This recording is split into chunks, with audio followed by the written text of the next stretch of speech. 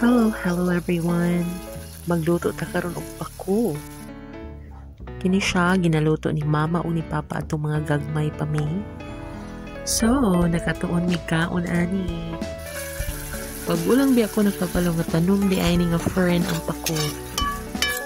Pwede rin siya adobo, ahos, bombay, kamatis, igisa, and then add a little tubig and a little toyo. Adobong pako na siya. But this one, ibutangan ako og tinapa and mas langigid siya. Try na ninyo guys.